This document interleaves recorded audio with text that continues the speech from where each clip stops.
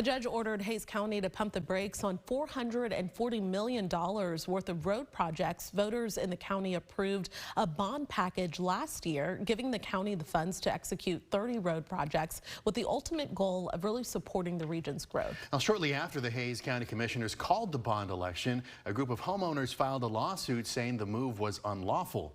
And as Sam Stark learned, a district judge has sided with those homeowners.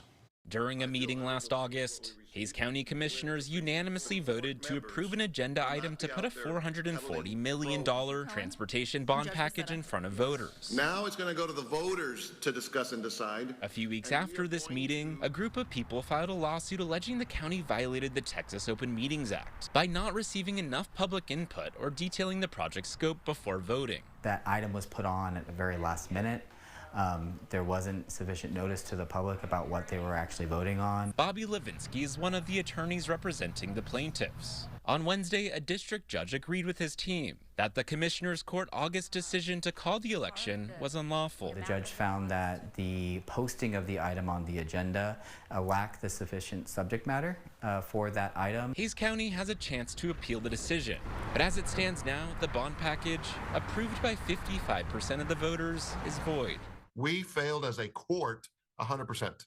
Hays County Judge Ruben Becerra agrees there should have been more opportunities to engage with the public, especially with some controversial road projects over the Edwards Aquifer recharge zone. We did not, as a court, properly coordinate information with those engaged and those affected, and that's the problem. While he is only one of the votes, Becerra said he's willing to accept the ruling and not appeal. Let's be completely transparent. Let's be completely inclusive.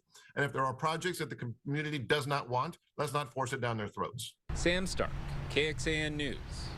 If the Commissioners Court does not appeal, the county could call another bond election, but Judge Becerra said commissioners could find other ways to execute some of the projects without a bond. Going in depth, the election results from November 2024 showed nearly 56% of Hays County voters were for this transportation bond. That was out of a turnout of nearly 116,000 people, or a little over 62% of registered Hays County voters. Now, going even deeper here, if Hays County decides it wants another chance to get this road bond passed in this November, leaders have just a few weeks to get it done. In general filings, they must be completed by the 78th day before Election Day, so that would be August 18th, less than 2 months away.